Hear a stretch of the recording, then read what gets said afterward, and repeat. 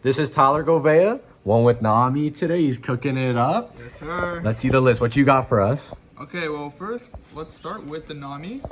So, honestly, I'm sure a lot of you guys know, you win by decking out your entire deck, by getting rid of all your cards.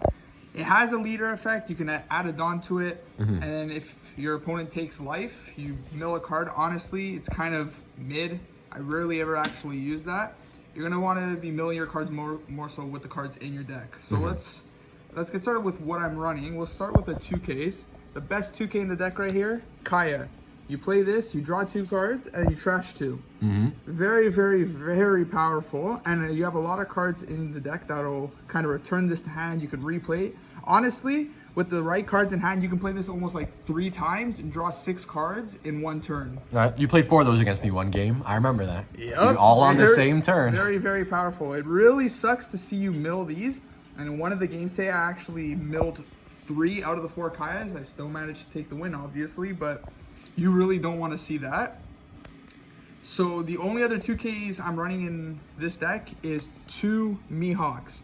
So a lot of people will run Otpies, this card, and I can see why you trash 2 and you can look for an East Blue, something like a Peel-Off, which is another card we're going to be covering. But I feel like I rarely ever actually use that effect, and having the Mihawk is much better because you do have its effect is where if you have a Dawn on it, you can attack and then trash and then draw 2 cards to your hand.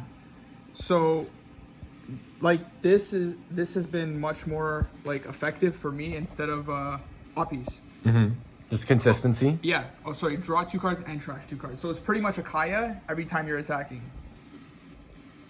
For some more characters, we're running 4 Buggies. The Searchers. Yeah, the Searchers. You can look at the top 5 cards and then add an Impel Dawn to your hand. Honestly, I feel like I don't really use this guy, like play him much. I use him more for the counter, but there's some instances where you can use it near the end of the game. Let's say you have like 5 cards left in your life. Sorry, not in your life, in your deck. You can play this even if you don't pull anything. You know what your last 5 cards are, and then you can rearrange it in any order you want. And sort of you can like put a Kaya as your next draw, and then it'll draw into a Peel-Off, and then the Peel-Off will draw you 2 more cards. So it has more effects rather than just the search. Just the search. Yeah. I've never thought about that actually. Yeah, I've so never considered that. You can use it not only to get a card if you manage to find one, but also stack the cards in that are left in your deck.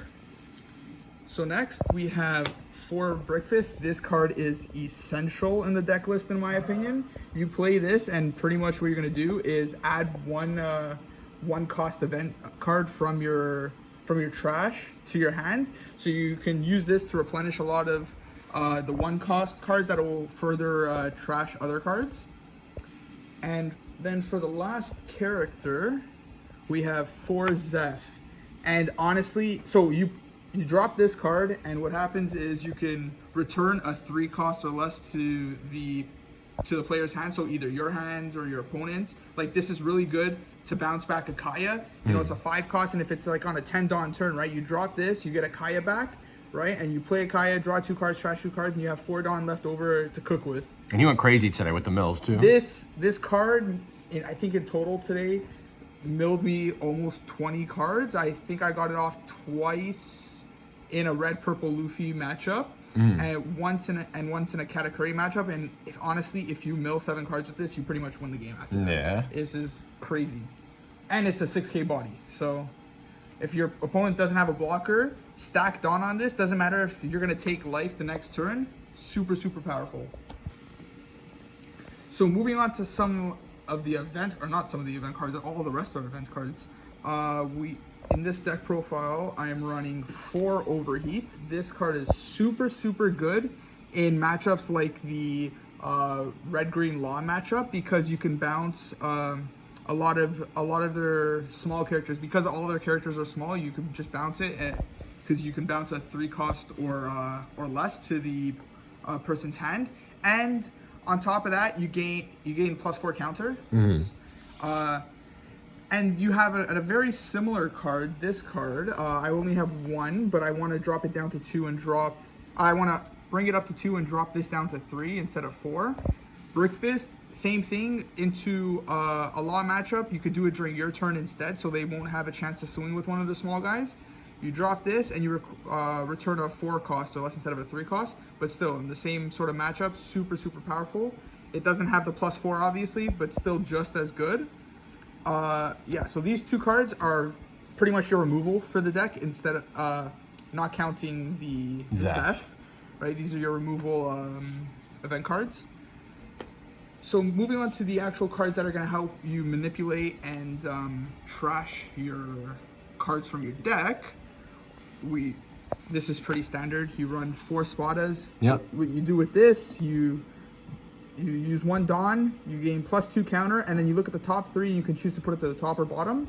Very powerful, especially if you play it into, where is this card?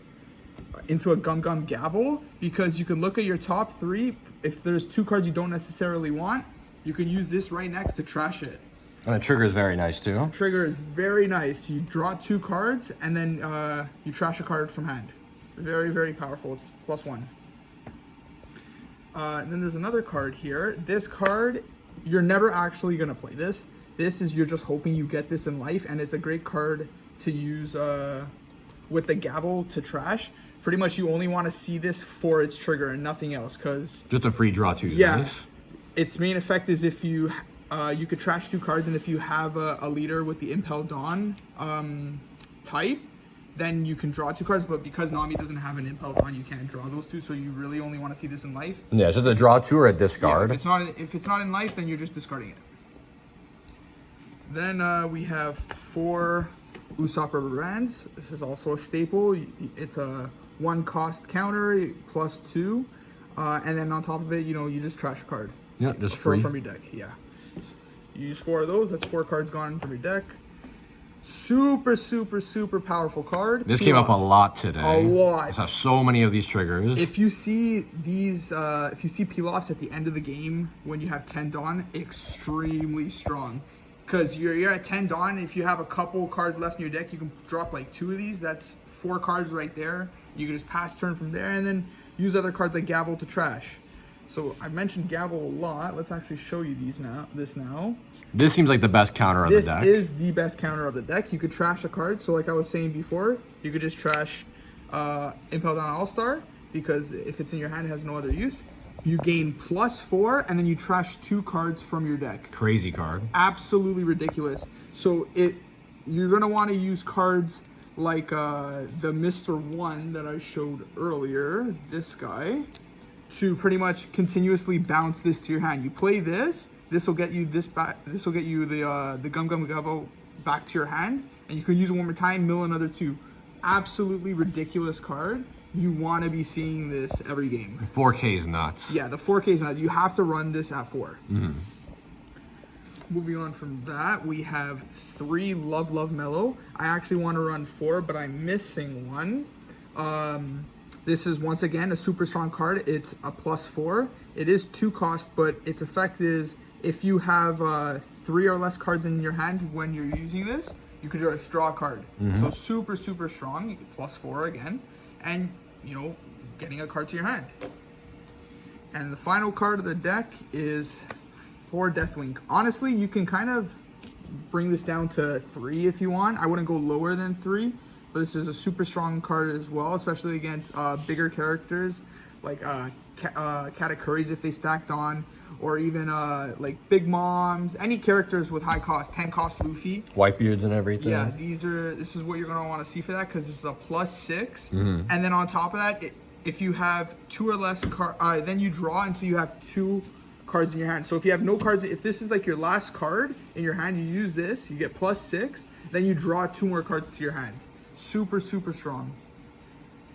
And yeah, that's the deck list that I used today to win. And what were your matchups today? So today I played 1 Katakuri first round. That one was pretty easy. I got relatively lucky that he didn't find any Big Moms. Match 2 was against Sakazuki. That one also was pretty easy, but the Deathwing did come in clutch, because I didn't mention this, but it has a trigger where you can bounce a 7 cost or less to the owner's hand. So if they have, you know, 7-cost Lin Lin, or in the case with the Sakazuki matchup, they had a 7-cost Borsalino, you just use this and they lose that big body. And then after that, it's to the point where it's not even worth it for them to replay that body because they're going to have to use so much Dawn. And you're just going to continue drawing cards meanwhile. Yeah, you just wasted 7 Dawn for them, effectively. Yeah, pretty much.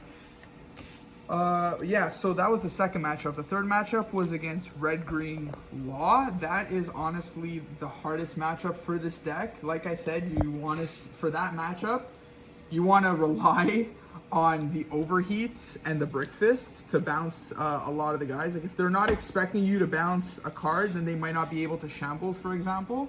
And that really helped me out today. But that is most likely going to be one of your harder matchups. That and Purple Luffy, but I didn't play Purple Luffy today. And who was that Law? My brother. That's right. So that's unfortunate for him.